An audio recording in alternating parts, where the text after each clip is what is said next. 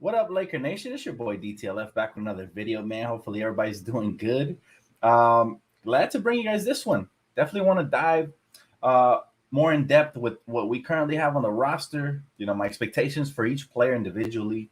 Uh, Also, want to talk about potential starting lineup, what it would look like. Now, disclaimer: this is assuming we're going into the season with this team. I At this point, I still don't believe that we will go into the season with this current team. We still have to address some shooting and some wing depth and stuff like that. So, but assuming that this is the current team that we're going with, then that's where we're going to break it down with in today's video. Also, major congratulations to Jay Huff, man, who the Lakers just signed yesterday to an Exhibit 10-day deal, right? Huff played for the Lakers in the G League last year, and he really impressed during the Summer League games. He only played a couple games in the Summer League, but it was very impressive. The 23-year-old center who went undrafted out of Virginia will be with the Lakers to start training camp. So what that means is he has a shot at making the roster. Now, I believe that Darvin Ham is an equal opportunity coach.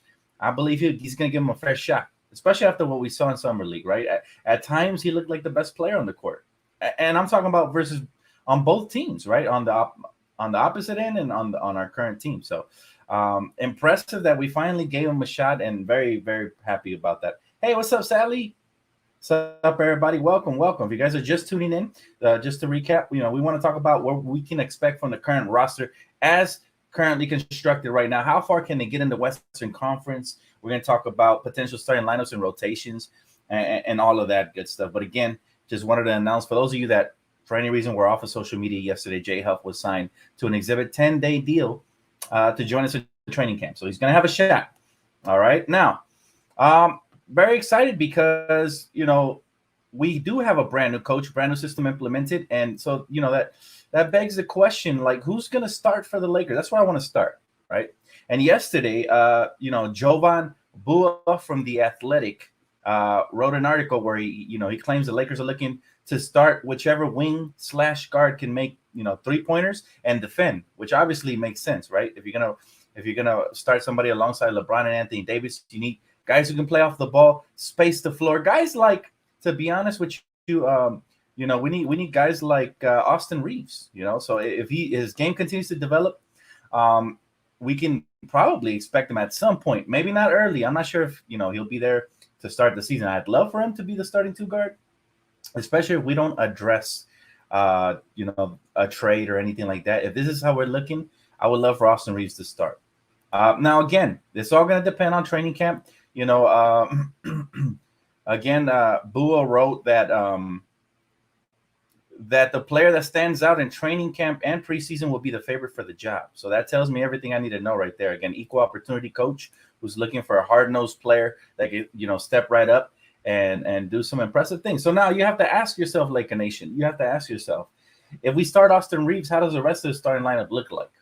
Well, we hold on to Russell Westbrook. God forbid it happens, but if we have to go into another season with Russell Westbrook, at least to start training camp, most likely reports are that he's going to start. So you know what your point guard is going to be, right, in Russell Westbrook.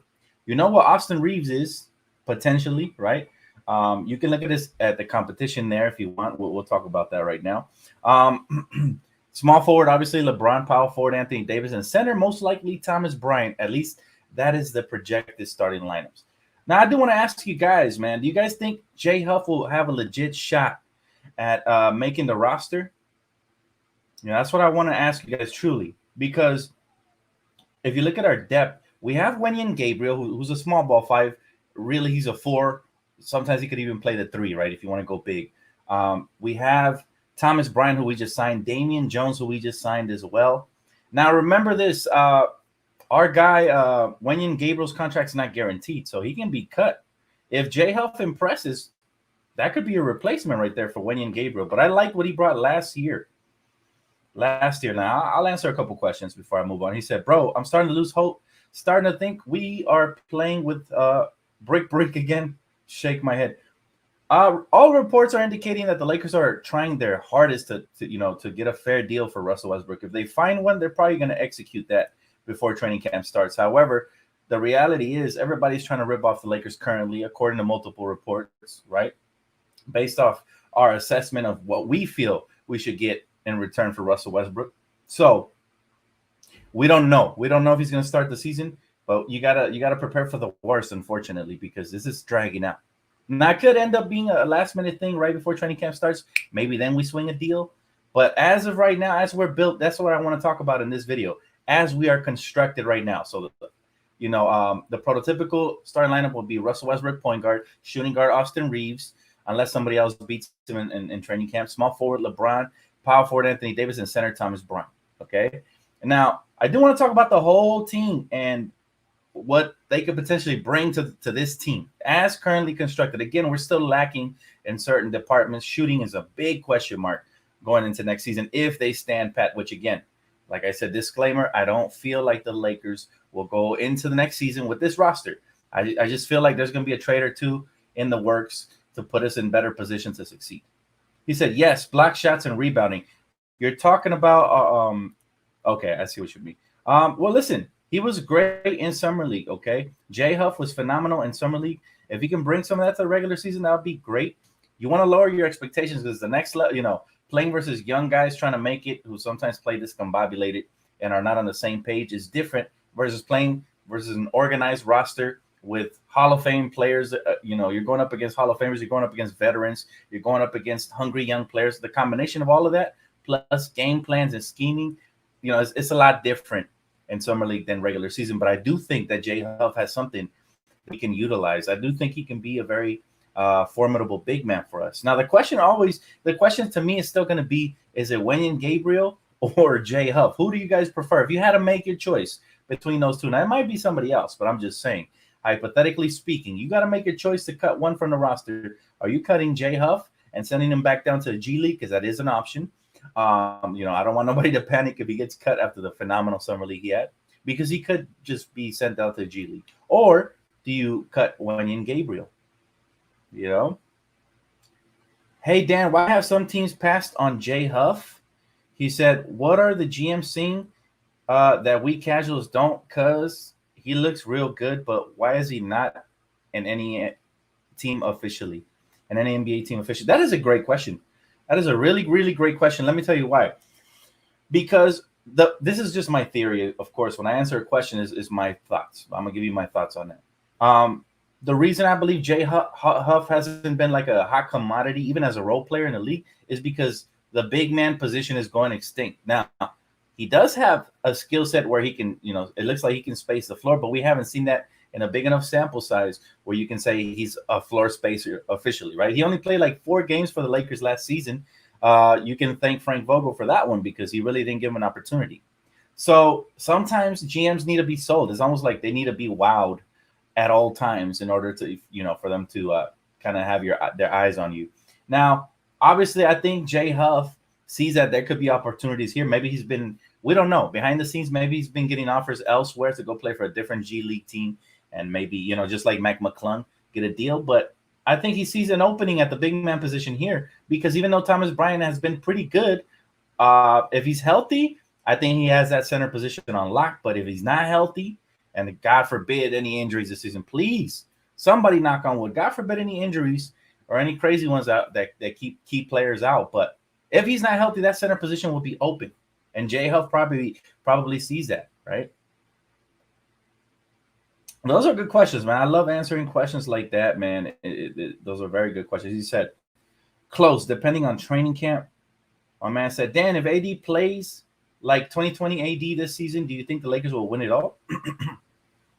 I don't like to make these predictions before training camp even begins, Mark, simply because we don't have enough. We haven't seen anything really. And we don't even know this is going to be our current roster. So there's several factors and several issues that we had last year that we had to address this offseason. We've addressed some of those. We haven't addressed everything, right? As it stands right now, we still haven't addressed shooting because we need some consistent shooters. A lot of people have talked about Buddy Hield. Some people have talked about cheaper options, right? Obviously, Ben McLemore, guys like that. But if we don't address that, then there's going to be some question marks heading into the season, right? How much floor spacing can a starting lineup of Russell Westbrook, Austin Reeves, LeBron, AD, and Thomas Bryant give you? Now, don't get it twisted. Thomas Bryant is a very good three-point shooter when healthy. But again, small sample size. He played he had heavy minutes for like a season and a half in Washington, and really proved he can be a very good rotation piece for a lot of teams out there, including ours. I wanted him this offseason, and I'm glad we're able to acquire him. I think it'll go a long way. I think he could have a breakout year similar to how Malik Monk broke out with the Lakers last year, but in a different position, right? Different aspects of the game. Now, my thing is this, man. Anthony Davis could take us a long way. I'm not sure if he makes his championship favorites, especially if we still have Russell Westbrook. I think that's a negative, right? Unless he does a 360 and becomes a good team player, which I doubt he will. This is why everybody wants him off the team. But as far as that, man, it's too early to answer that question. As soon as training camp starts, we'll get a better look at it. After preseason, I can tell you guys what I think will happen with the current team. But in reality, it takes about 10 to 15 games before you can really gauge how a roster is going to be. Now, I like my chances. If I have a healthy LeBron, I got a healthy AD, and we can solve the Russell Westbrook problem plus add some shooting, then I really like my chances. But right now, I like my chances better than last season, if that's saying anything. He said, "Hey, Dan, I'm new. Hope to see a lot of great things here. He said, I heard of this channel from a stream last night. Hey, welcome to the family, man. This is basically a place where everybody can come and voice their opinion, man. And I'm just your humble host, and I'll give you guys my basketball opinions as well as my Laker thoughts mainly. But yeah, this is a great place. Especially we do post game. I do breakdowns. As far as when trades go, I definitely react to those live as soon as it happens, as soon as I get a chance. And so everything Lakers or even NBA content is the place to be for sure. So welcome. He said, Dan, did you see that Trevor Lane mentioned you on his recent video? He said that doing a collaboration with you sometimes. Yes, I actually reached out to Trevor Lane already. Just waiting for his response. We'll see what happens there. But you know what?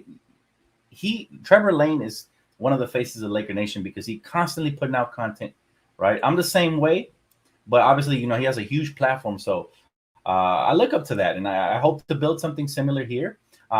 If we can collaborate, that would be great. Somebody said having me, Trevor, and the whole crew would be like the Avengers assembling. So I'm very honored that you guys think so highly of us, man. So, we just try to provide everybody with the content. I know Laker Nation is hungry. I'm hungry. As a diehard fan, I'm hungry for content. So I'm constantly scrolling through the web. I'm constantly finding new ways to bring you guys that said content. So I appreciate y'all, man, for all the support. And shout out to the guy who threw my name out there. And that's how we found out Trevor Lane knew about me and liked my work. So I'm honored. He said Laker Nation should be on your show. Vice versa, man, whichever one. He said first preseason game is October 3rd, 2 months away. Let's freaking go. Yeah, and listen, here's the thing, right? Two months is gonna fly by like this. So in reality, we have 2 months to get this team prepared. I would love it if Anthony Davis and LeBron assembled this group and they had a training camp, a players only per se, right? A lot of the times when teams with championship aspirations, teams with championship aspirations tend to they do this. They regroup, they group the team up and they go somewhere and they bond. They get to know each other, get to kind of have a feel for how each other plays. They get to run some scrimmages. It would be phenomenal. So he said, if no Kyrie, I like the Utah core pair with the kids. He said, Rudy, Bojan, and Beverly for one pick would be the move, in my opinion. So, okay. He said, if no Kyrie, you like the Utah trade package is what you're telling me, right? And thanks for the donation, bro. I appreciate that. Listen, there's other trade packages to be had as well. People have talked about, Julius Randle potentially and with Derrick Rose. I don't mind that at all. A lot of people don't like that package. But you get a veteran like Derrick Rose coming off the bench or maybe even starting for you if you trade Russell Westbrook. Now, the only issue with him has been, throughout the last couple of years of his career, he's been injury plagued. But if he's healthy, man, this dude would be phenomenal. And I like Julius Randle if he buys into a six-man role, because obviously you don't want to play small ball. You don't want AD out of position at the center with Julius at the 4 or vice versa, because it's too small, right? But if he comes off the bench and kind of embraces a Lamar Odom role, I'd be cool with that. I'd like our chances. Now, we still have to address shooting no matter what, right? So I still think a Buddy Hield trade could be in the works. We've heard of several packages. Someone has said THT and a potential first-round pick for Buddy Hield. I think it's a bit too much, but that's just what they're talking about. They've also heard about Miles Turner with Buddy Hield, all kinds of packages, right? But the bottom line is this: the Lakers are doing their due diligence. They're trying to move out of that, off of that Russell Westbrook contract. They're trying, and I don't remember who wrote this. I don't want to, give the credit where it isn't due. So I'm just gonna say it's hearsay, right? I heard somebody wrote something along the lines that every day that the Lakers hold on to Russell Westbrook, they get more trade leverage because we look less desperate or something like that. I don't know if that makes sense to me, but it sounds good to me. If we can get a little bit more leverage and get a fair trade, I think the Lakers will execute a trade.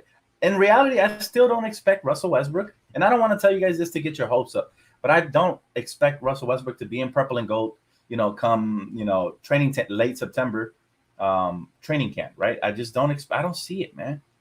So, but that could just be me. I could be delusional in a sense that I don't want to see it, so I don't see what I don't want to see. Hey, appreciate you, guy. Nice dog, by the way. He said, is LeBron having his own training camp this year? I hope so. We haven't heard nothing about that, but I really do hope that LeBron James, can get these guys on the same page and they can start, finding each other early on. And then when they come to the actual training camp, they could be really impressive because they're already kind of tightened up the screws a little bit. So that would be great. Every team with championship aspirations, there's always a storyline that says, LeBron James or Anthony Davis and LeBron have, rallied the troops for an extra session. Appreciate you. Hey, Jordan Smith, thank you, brother. I appreciate you guys for real. Dan, can the Lakers get Melo back? There was a report like 2 days ago saying that the Lakers and Carmelo had mutual interest, but a lot of these reports, sometimes I feel like they're clickbait, man. I feel like it's just me. I'm not trying to hate, but I feel like, a lot of these reports, just take them with a grain of salt. If we have him back, great. If we don't, then we move forward. But I wish him the best. Carmelo was actually pretty good for us last season. He was at least entertaining. Home court Melo is what we ended up calling him because he would cook most times at Crypto.com Arena, aka Staples Center. So he would cook there. And so, he became a fan favorite. I'm still a Carmelo Anthony fan. So, I wish him the best. You said Julius' contract is awful. It is pretty awful based off of the production per minute. But in reality, man, it's all about fit. Imagine Julius Randle under Darvin Ham if he buys in and becomes this tough-nosed, hard grit player off the bench. That could be something special there for sure.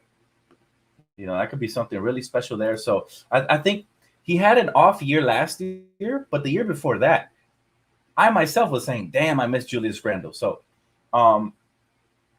overall, I remember, matter of fact, when he played with the Pelicans and Anthony Davis was still over there, right? Because we cut Julius Randle in order to make that space to sign LeBron James to that max contract. Excuse me.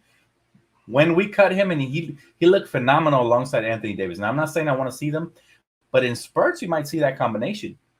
And I really think a coach like Darvin Ham can work wonders with a player like Julius, who's not necessarily known for his defense. A player like Montrezl Harrell, same thing, right? If they can turn into bench guys and buy into their role, that would be huge. Now, that's the big question mark, though, because you would not really get out of a problem if you trade Russell Westbrook for another guy who doesn't want to buy into his role, right? So that's something you have to think about at all times. He said it would be rough, but holding on to Russ until the trade deadline would probably get the best package. Lakers would have eating the most of the contract. Yeah, and to the point of that article that I read or that quote, I don't remember what it was. To the point they made was, even if we hold on to Russ heading into the season, that's less time somebody has to eat up that contract, right? So this is what I've been saying since last year. Worst case scenario, we hold on to Russ. We head into training camp. We start the season with him. If things go south, you trade him before trade deadline. That's when I think his contract will be worth the most. Because now it's low risk, high reward, meaning a team could get him just as a cap filler and then have clear cap space the next year. Or they could get him to sell tickets and then have clear cap space next year.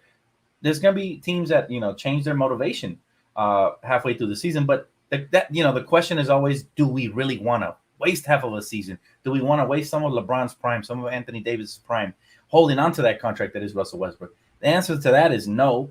So the best solution would be to get rid of him ASAP. That's the best solution we have. And hopefully they do that. So yeah, having Julius for 3 more years, hell nah. Plus he's awful. We have another Russ situation in our hands. Now, I don't think, don't misquote what I said, man. Nah. If that's your opinion, that's fine. But what I said was, if he doesn't buy into his role, it could be bad. But nothing is going to be as bad as Russ, because Russ is a max contract. Russ is a Hall of Famer, so his ego is, and Russ thinks that his accolades give him a lifetime membership to the starting lineup, and he doesn't care if he wins or he loses. Julius Randle wants to win. Julius Randle is still young and hungry. Julius Randle can still get better. Julius Randle potentially could be molded by somebody like Darvin Ham. So it's a complete different situation. But you're right on one point. We don't want to go from one negative to another, even if it's a less negative. We want to start off with a clean slate. Everybody excited for the season moving forward. All right. So I'm glad I got into some of these comments, man. You guys truly knowledgeable of the game. It's always a blast to answer your questions and interact with you guys. Now, I do want to talk about what I expect from the current roster, assuming this is the team, right? Looking at the Western Conference, shit is tough, all right? The Western Conference is extremely hard. It's not something that nobody's going to cakewalk to the finals. Even the Golden State Warriors are, even though they're the favorite, clearly they're the champions, they're getting some key pieces back, some young players like James Wiseman back. They're still not the runaway favorites in the West. There's other teams that want to compete, right? You still have other teams getting healthy. So what can we expect from this current Laker team, right? I've seen people say, oh, we're not even a bubble team.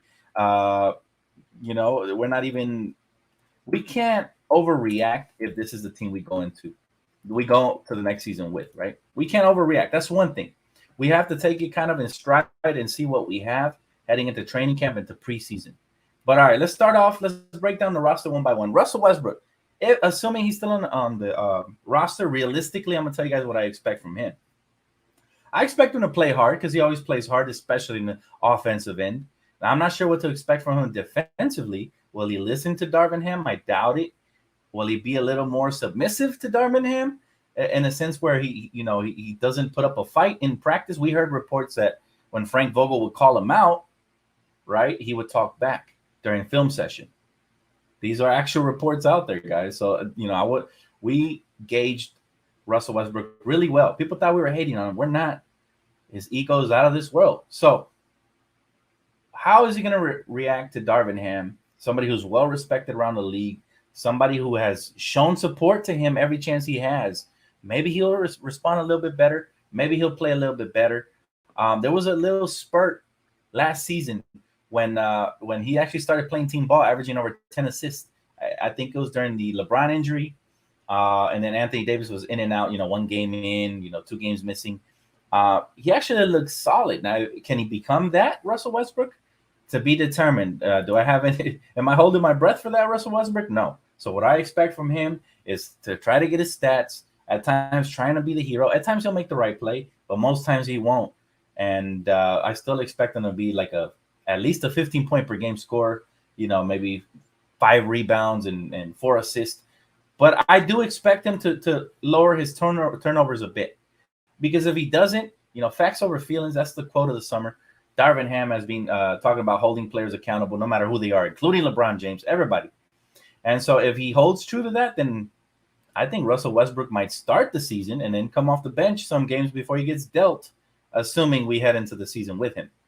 So that could happen, and that would be the worst case scenario for him personally, because now it looks like, okay, the coach last year was not the problem. That's what it would look like. I'm not saying that's the truth, but it would look like, okay, last year, I guess Frank Vogel was the scapegoat. It'll look like Russell Westbrook was the true issue, and now he's having another issue with another coach with some brand new teammates. So, maybe somebody won't want to take a flyer on him if that happens. So it's in his best interest to be under his best behavior. That's the only bright side about starting the season with him. He's in a contract year. It's in his best interest for his career to be on his best behavior, and maybe we'll get a little bit of a better version from him. Do I still think he can space the floor? No. Will he still miss a couple of layups? Yes, because I feel like he still thinks he's Oklahoma City Thunder Russell Westbrook, right? Attacking the rim, doesn't know if to lay it up or try to go in for the dunk. At times he would wedge the dunk because of it last season. But hey, I would if he's on the Laker team, I wish him the best, and I will be rooting for him regardless. Anybody wearing purple and gold gets that from me. All right, moving on. Anthony Davis. What do I expect from Anthony Davis? Now here is where my expectations went from down here to way up here. Now some people expect an MVP season from him. I'm not going to go that far because I think we have another MVP candidate on this team. That could be LeBron James. And so usually when you have two MVP candidates, let's just say they both ball out, which I expect they should, they don't give the MVP to that player, right? It usually has to be somebody who's head and shoulders better than everybody on his team. Usually. Sometimes we might make the exception. So, but Anthony Davis, I just expect health from him. I expect him to focus primarily on the defensive end because the year we won the championship, he was really focused on the defensive end. I mean, he was blocking shots left and right. We got Pelicans Anthony Davis for that first season, right? That bubble championship year, this guy was 1A, 1B with LeBron. I expect that Anthony Davis back, especially if he's healthy. All right, that's my expectation for him. Like my boy Jason Black said, AD revenge season. Yes, sir. Call it what you want. But I expect great things from our man, Anthony Davis. Now, Lonnie Walker. All right, Lonnie Walker. I felt like the fan base was a bit split on him because we wanted Malik Monk back, right? Malik Monk was perfect for this team. At times, he looked like the third best player. Scratch that. He was the third best player last year on the roster. No disrespect to anybody. It was LeBron James, Anthony Davis, and then him. All right, and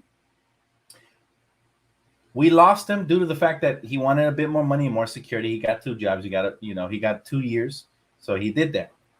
But now Lonnie Walker got some shoes to fill, man. Lonnie Walker got some fan favorite shoes to fill. Now, from my years of watching Lonnie Walker play, he's primarily a slasher, very athletic. He's a solid defender. People say he's not a great defender. You don't get minutes unless you're at least a solid defender under Greg Popovich. Very solid defender. He can use some of that athleticism, some of that speed. I think he's going to get out in transition and do some things. Remember, we got younger.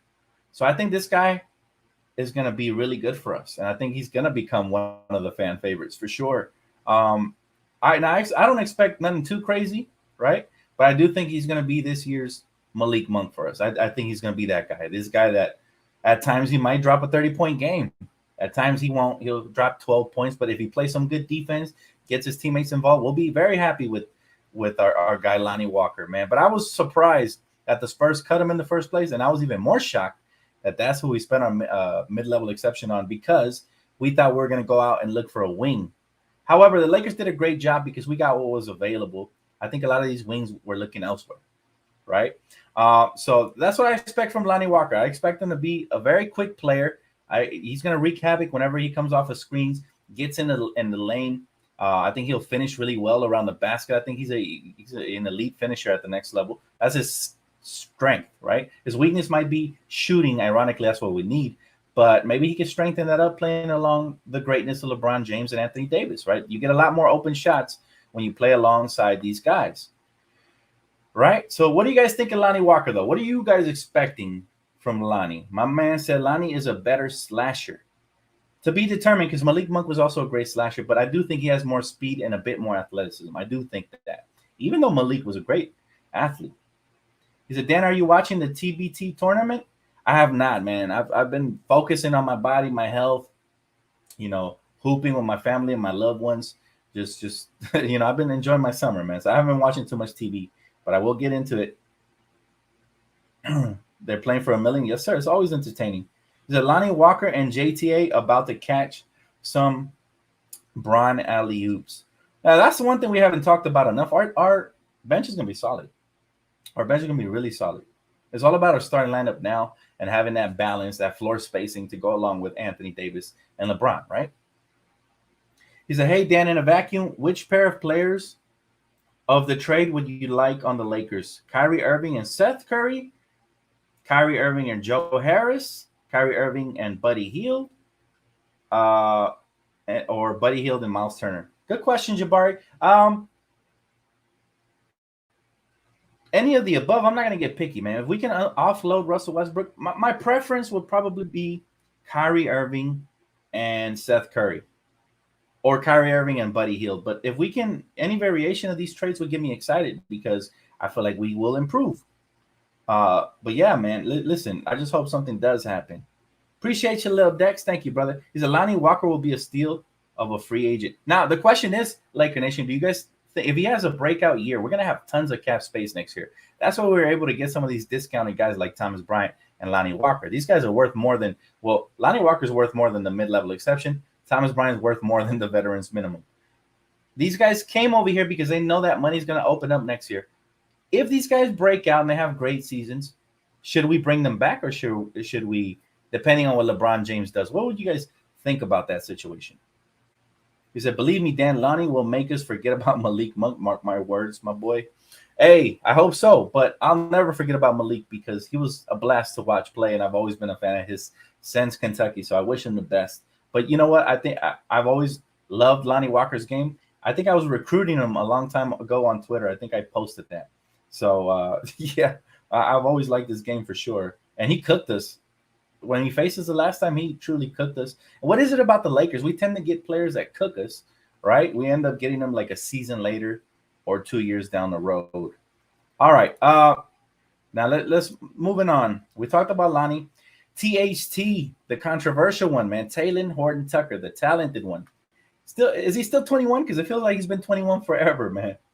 And you know, he's young still, and he's still growing and getting better. I do look forward to how him and Austin Reeves potentially will be taken under the wing of this coaching staff and how they will be utilized. What are my expectations for him, assuming he's still on the roster? Just improvement, man. He needs to improve his face-up game. His ball handles need to be a little bit tighter. Keep him within your core because sometimes he gets away from him and he turns the ball over. This is why a lot of Laker fans have become impatient with him, and they even think he doesn't have potential anymore because at times he gets sloppy with it, and at times he does have tunnel vision, and that drives everybody crazy, right? But his shot is his primary weakness because he's inconsistent. Now, the first 3 games he started the season when LeBron was hurt to start last year, you guys remember? He was averaging over 23 points per game, shooting over 50% from the field. So I do believe with him, it's all about opportunity and how do you utilize him. I hated the way Frank utilized him last year as an off-ball player at the small forward position. That's not who he is. You put the ball in his hands off the bench, right? Even if he's not your primary ball handler, but give him a couple of possessions where he can feel it out. He's going to do some nice things for you. He can even play make. I like him off of the pick and roll. He has good size. To me, he's a point guard, but he needs to continue to work on his decision-making, his face-up game, and his ability to play without the basketball, catch and shoot, right? If he can do those things, then he will find minutes for Darvin Ham because he's a very capable and willing defender. He has the wingspan, right? What does he have, like a 7'1" wingspan or something like that, right? Long stretch, long arms. He's athletic. He has a great package as far as finishing at the basket. So for him, it's all about development. Same thing I want for Austin Reeves. Same thing I want for any young player on this team. I want him to continue to develop. Lonnie Walker's still 23, very young. I want him to continue to develop. Hopefully he has a nice little season for us. But he said, you overthinking it. He said, I got faith in Ham's offense and defense, and the Lakers have great players. This team's looking promising. Lakers was hurt last year in the spurts and showed dominance. He said, I am certain teams got the business. I'm not overthinking it. Here's the case, though. We still have to make a deal or two if we really want to become true contenders. Now, can we compete with the current roster? Of course. We got LeBron and AD. Anytime you got those guys, if they're healthy, right, they're on the same page, you're going to compete. But I want to become a title favorite. I want a trade that's going to make me feel like we're going to win the championship. All right? And that's why I'm breaking it down this way. Not because I don't believe in this team. I do believe we already got better from last year. Last year we were old, injured, and no chemistry. This year we're getting young, hungry guys. We're getting some savvy vets like Juan Toscano. We're getting, some valuable pieces. And who knows if Cole Swider can work his way into rotation. So just breaking it all down, man. All right. So that's what I expect from THC next season. Continue to develop, get better, work on your off-ball skills, man. LeBron James, I don't even really have to say much about him. I expect greatness from him. If he's healthy, God forbid anything happens, but if he's healthy, we know what he's going to do, right? Triple-double threat every night, clutch player, close out games, gets everybody involved, just goatness. All I expect from him is, to raise the level of his teammates. That's what he does. Raise the level of his teammates, make everybody better, get them confident and ready for the postseason, and maybe even have an MVP season. So yeah, high expectations for both him and Anthony Davis. But again, if we don't win the trophy, the MVP trophy, doesn't matter because everybody knows we get penalized for being the Lakers, right?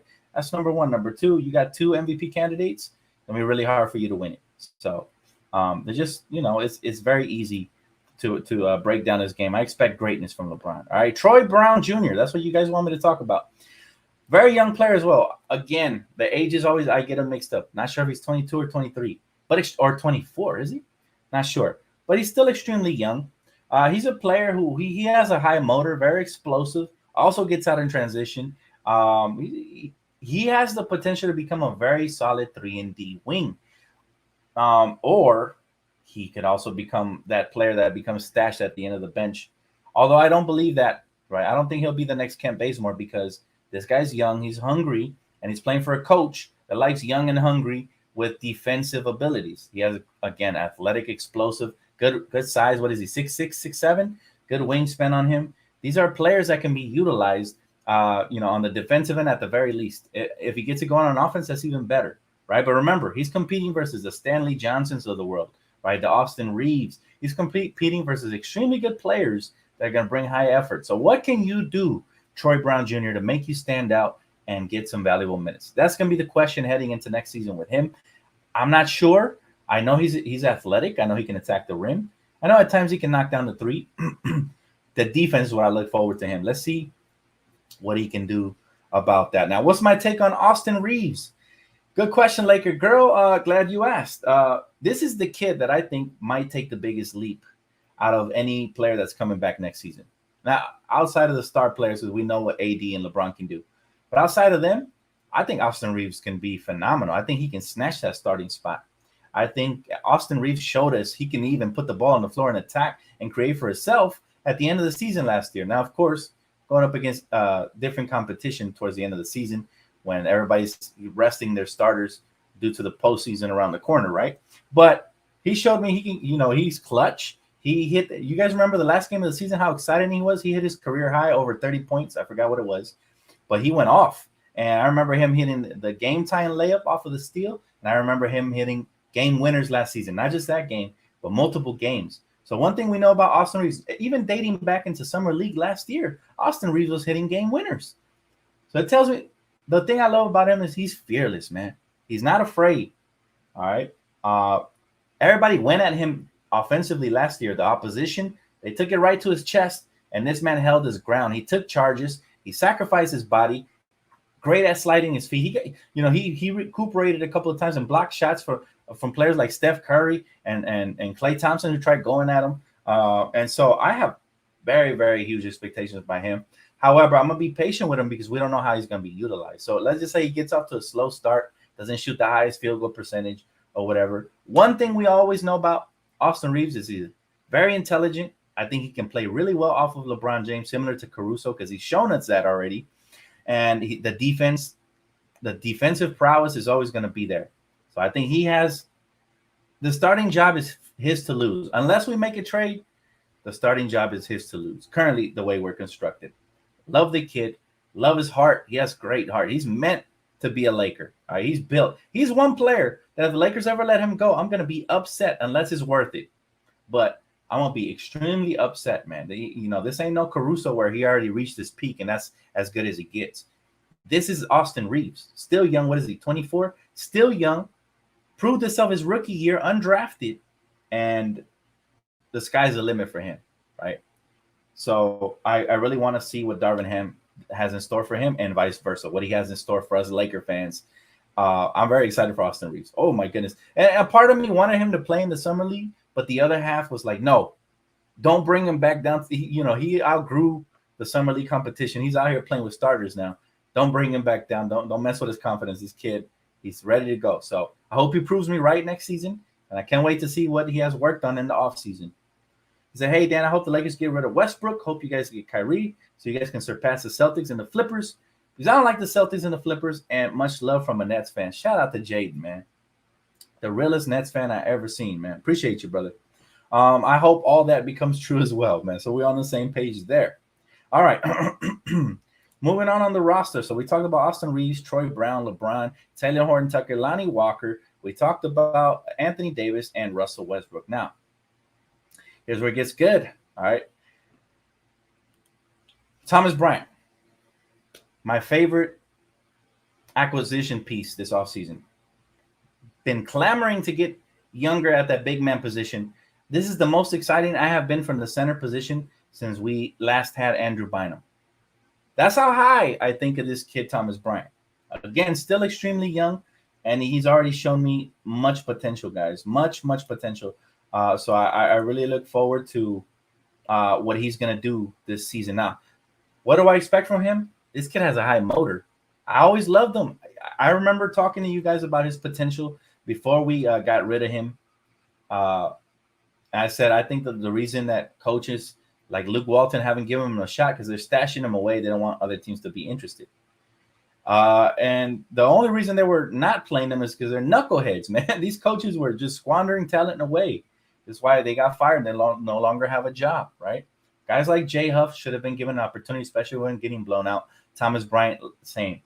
Now, Thomas Bryant was killing in the G League, so we knew he was going to be something special. Now, how good can he be? I think he can thrive here. Because Thomas Bryant is effective. I've watched him his whole career, even when he was in Washington. Since they acquired my boy Kuz and Thomas Bryant, and they had, Isaac Bonga and Mo Wagner. I was watching that Wizard team, with League Pass. I was watching him closely, and he's a player that's very effective, whether he has the ball in his hands or not. All right, with the ball in his hands, he can jab fake, pull up for a nice little midi. He can space the floor. He shot a very high percentage. I think his best year was like 42% from beyond the arc. And that was a couple years back before he got injured. For the Wizards, right? At a decent clip. So he can do that. My favorite thing about him, though, is going to be his defense, his rebound, and his hustle. All right? He's a little bit undersized. He's not too undersized, but the wingspan makes up for it. So I expect this man to give me anything close to a double-double. You can expect that from him on a nightly basis, plus a block or two a night. And I think he's going to make some huge, crucial plays down the stretch when we need an extra possession. He might get you the extra possession. He might get you the putback. He might, kick it out for the game winner. That's the type of player he is. All right. He's going to be an X factor some nights. And he's a pest on the defensive end. Not only can he play the passing lanes, but he can switch really well off of the screen and rolls. I think communication is going to be key, but I think you're looking at the starting center. And that would be awesome. Hey, Stace Dog, much love. Happy birthday. I didn't know it was your birthday last Tuesday. Much love, though. I appreciate you always showing love to the channel. Happy belated birthday. So he said, it's the most boring offseason ever? No, this is definitely not the most boring offseason ever. We've had off seasons where nothing happens, right? So definitely not the most boring offseason. However, we expected to go in here with a bang, get rid of Russell Westbrook. We hired the new coach, so check. We got younger, check. We need to get shooting, so that one still needs to get checked off. And we need to offload Russell Westbrook's contract. So, yeah, there's still some things missing, but, yeah, definitely not the worst offseason. But, yeah, that's what I expect, man. That's what I expect for Thomas Bryant. I think he's going to be phenomenal for us. I think another fan favorite. You're going to love him. If you're new, right, you weren't here with us, right? You weren't a Laker fan before LeBron came or before AD came or Russell Westbrook. You're going to learn to love Thomas Bryant. He's somebody who always gives maximum effort, right? He said, did we talk about Kendrick Nunn yet? No, we have not. And that's who I was going to talk about next. Kendrick Nunn. Now, what are my expectations for him next season? Again, not sure. This is all assuming this is the roster, which I don't think will happen. But if Kendrick Nunn is on the roster, I expect him to play. That's all I expect from him. When he was with Miami, he was a nice 3-and-D player. A nice player who could take you off the dribble, attack the rim. He has good finishing moves around the basket. He's feisty. He's somebody who can get hot from beyond the arc. I like him a lot. I like him a lot when he's healthy. If he's not healthy, though, it's a problem, right? So he says he feels good in the recent interview. He says he feels amazing. To be determined. I just want to see the man play. I don't really have expectations from him other than if he's healthy, he's going to be a bucket and he's going to play solid defense. If he's not healthy, well, then it's going to be a nightmare, right? But I wish him the best. Since we didn't get to see him play last season and he's coming off of a major injury, I can't really place high expectations on him. It wouldn't be fair to him. But I do root for him, and I hope he makes a strong comeback. All right, Stanley Johnson. Stanley the Manly Johnson. You guys remember him? Journeyman who we acquired. He was, He didn't have a team last year, and then boom, we get him around the All-Star break, and he gave us a nice little infusion of energy, and he played really strong when he attacked the basket, and at times he was knocking down his shot. I expect more of the same. All right, hustle guy who at times he can be an X factor. I think Darvin Ham's gonna love him. Same thing with Juan Toscano. I'll throw him in there. Similar type players. They both hustle guys, play extremely hard. They don't always get heavy minutes. I think Stanley will get heavier minutes than Juan Toscano, but both of those guys are going to give you maximum effort, and it's going to be a dream to watch the scrimmages with both of those guys getting after it. And I think both of those guys will be on the team when the season starts. Meaning, yeah, obviously they have guaranteed contracts, but I mean they're going to be a crucial parts of this team, whether they play or not. Similar to how Jared Dudley was, right? Jared Dudley was the voice of a locker room. He's great for sense of humor, and everybody loved him. Stanley Johnson, Juan Toscano, similar type guys, except they're younger and they actually contribute on the court. So I look forward to watching both of those guys play. Now, who am I missing? Who am I missing here? We talked about TB, Stanley Johnson, Austin Reeves, Damian Jones. That's who we're missing. Damian Jones. Okay, Damian Jones. We acquired him a couple of seasons ago, and he was very good for us. I was shocked that they didn't, guarantee his contract and ended up cutting him. Damian Jones plays hard.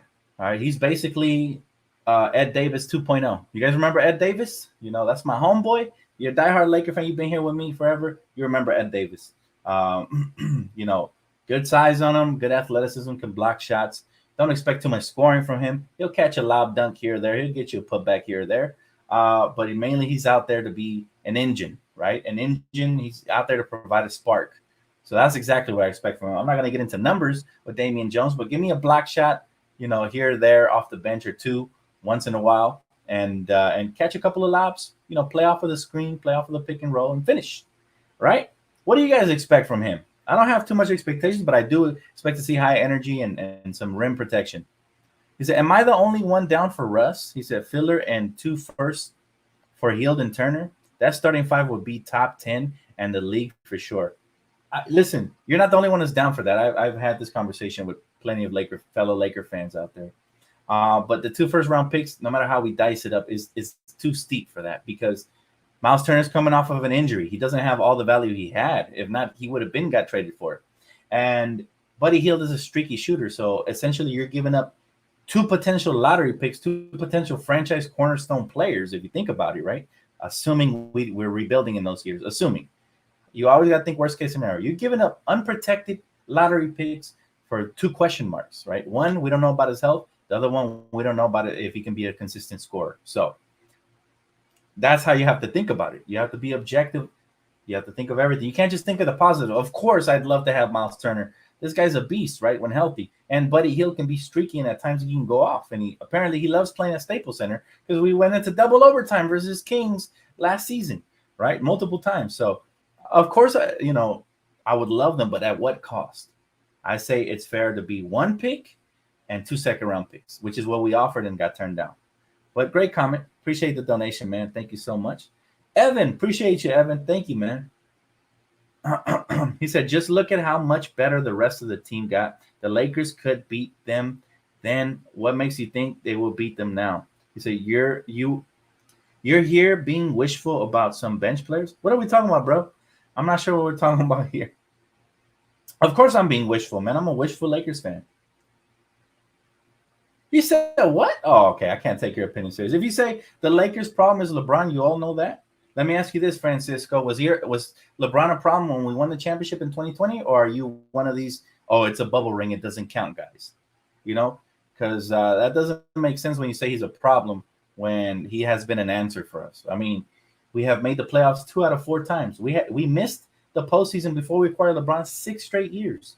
So I don't understand what do you mean by that? He might be a problem in your head because you don't like him personally, but you have to be realistic and respect his greatness. He's not counterproductive to anybody's team. He elevates people's teams. Every team he's been on has been in the finals at the very least, and actually matter of fact, every team he's been on has won a championship. That's not an accident, So yeah, I don't agree with that take, but hey, it's your opinion. He said, Evan Person, he doesn't love the Lakers. He's leaving as soon as LeBron does. You know that, right? Who? Who's Evan Person? I don't know who that is, bro. He ruined the Lakers' future, bro. No, the Lakers will always have a future. This is what you have to understand, Francisco. The Lakers will always have a future.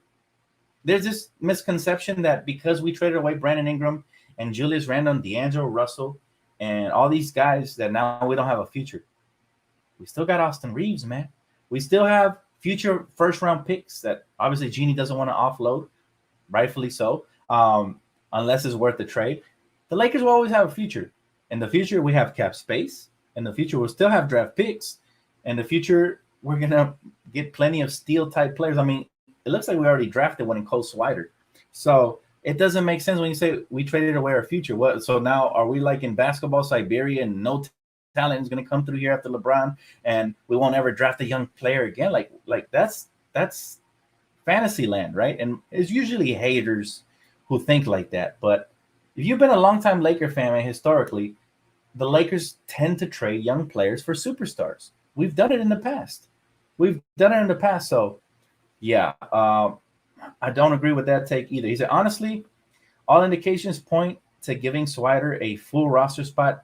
He said, we need the shooting and Huff on a two-way because of the extra big is good to have. I agree with you there, and I've been saying it. That's what the move I would personally do, unless somebody else became available and we get deeper. But depending on Wenyen Gabriel and how good he got this offseason, we could have two open roster spots. So that's something to look at. And that's the next player I want to talk about next. Wenyen Gabriel. What do I expect from him? He looks stronger, man. Sometimes these photos are photoshopped, right? But he looks like he's been working on his core strength. He looks like his upper body got stronger, And I expect Wenyen Gabriel to continue to, next season, if assuming we have him, to keep being that spark off the bench, providing energy. This dude never stops. All right, he is one of those guys that 0 to 100 and he stays at 100 the whole game, and you love that. You love having players like that because they inject energy and they rejuvenate older guys like LeBron, and it gets everybody going. So more of the same, similar to Stanley Johnson and Juan Toscano. And that's one thing I think we haven't gave this front office enough credit, is that they're building a tough-nosed, play for the next man type culture, because those are the players we're acquiring, right? Juan Toscano's a team guy. Stanley Johnson, team guy. Wenyen Gabriel, team guy. LeBron, team guy. AD, team guy. So there's only one non-team guy that I'm looking at, and, you can call him zero because that's the number he wears. But that's the only problem I have, and this is why I feel like he will get traded. He doesn't fit the current winning culture, and his attitude doesn't seem like he's about to buy in and switch up, right? Evan Person is someone in the chat. My bad, bro. I get lost. See, I read so many comments. I don't really. Sometimes I miss some, so I can't tell what you guys are talking about at times. Dan, I hope Anthony Davis is healthy and ready to play this season, 2022-2023. Sincerely, Laker Nation, you echo everybody's thoughts. We really need a healthy Anthony Davis for this to go anywhere. Same thing with LeBron. We can't do it without either one. So we're gonna need a perfect storm as far as everything goes, right? Did I miss anybody, guys? Did I miss anybody's breakdown? I hope I didn't miss anybody. He said, I'm not an LA native Laker fan. We never wanted LeBron. I'm an LA native Laker fan. We never wanted LeBron. I'm from Compton, California. LA native, born and raised, man. I've been a Laker fan since 1996. And we wanted LeBron. All right. So you don't speak for all of us, man. You speak for yourself and a small group, because I do know a couple players that never wanted LeBron. But here's the thing. Right?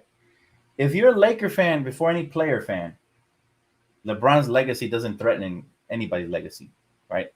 How can you not want one of the best players in the world, if not the best player, on your team, knowing damn well is going to bring you a championship, right? That's the only thing I question.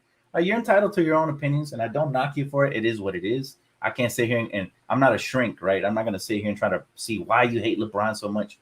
But I will say this. I'm a team first type of guy. As much as you see, I'm a diehard Kobe fan as well.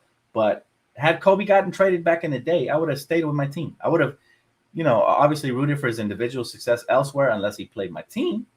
But anybody who joins this Laker team and puts in the work especially a Hall of Famer and just a basketball savant like LeBron, you have to respect at the very least, man. If you don't like him, that's fine, but you got to respect it, man. What can you say about Jay Huff? Good question, Edwin. Good question. Jay Huff. What do I expect from Jay Huff? Well, first of all, I expect him to get some sort of a deal, right? I don't think they're going to let his 10-day exhibit training camp deal expire and then just let him go into the free agency pool. I think either they'll sign him to the South Bay Laker team or they'll give him a two-way contract, which is most likely what's going to happen, especially if they convert either Scottie Pippen Jr. or Cole Swider to a regular contract. Or he might just win the final roster spot. It really depends on training camp with him. But let's say he does make the 15 and final roster spot. I expect him and Thomas Bryant to split those minutes at center. Now, obviously, Thomas Bryant would be the favorite. He has more experience. He's more accomplished in the league. So clearly, he would probably get more minutes. But Jay Huff would be right behind him. He'd probably come off the bench. I wouldn't mind having a big like Jay Huff who can block shots, make the right reads and passes. He did phenomenal in Summer League. If y'all didn't watch, ask somebody or watch the highlights, man. Jay Huff most times looked like the best player on the court on both teams. So it looks like he got stronger this offseason, or maybe I wasn't looking close enough. It looks like he got a lot better. He can space the floor, can make the right reads off of the post. He can finish with either hand. He's athletic, and he can block shots, which is the most, and rebound, which is the most important assets from a big man, right? So if he does make the team, I expect him to get 20 plus minutes a night. That's how highly I think of him. But again, he has to prove it to the coaching staff and to the front office in training camp. So I'm rooting for him. I'm rooting for Javante McCoy. I'm rooting for Fabian White Jr. Let's see who really steps up and stands out and can blend in with the actual team. And then those guys will for sure end up landing a spot. So, yeah, it'll be fun, man. I look forward to every little part, every little aspect. I'm going to be bringing you guys live streams as soon as training camp starts, everything, man. I look forward to it, guys. Next season cannot come fast enough. However, enjoy this time off, man, because at times the NBA regular season can be a grind and it can be stressful. As fun as it is, we'll have stressful nights as well and everything. So just enjoy your time off, man. Take a little vacay, all of that. Obviously, keep one eye on the timeline because if a trade goes down, you know where to find me. But other than that, man, hopefully you guys enjoy it. I think I covered everybody on the team. Let me see if I missed anybody. Jay Huff. Juan Toscano, yeah, I bundled him up with Stanley Johnson because I have similar expectations. Less minutes, similar expectations. He said, keep hanging on to the bubble ring. I'm just stayed realistic until the record is gone. Oh, man. I'm done with that conversation, but I'm not going to go there. You guys know how I feel about anybody who says bubble ring and all that. It just comes off as hate. The opinion goes out the window once you say stuff like that. A championship is a championship. All right. So that's going to wrap it up for me, guys. Thank you guys so much for all the support. Keep sharing, keep liking. Man, we're making a name for ourselves. You see, we get new subs based off of hearsay. So that's good news. We keep growing the familia. Thank you guys so much. I will see you guys here. If anything breaks or anything worth talking about, you know where to find me for all things Lakers and more. And have a great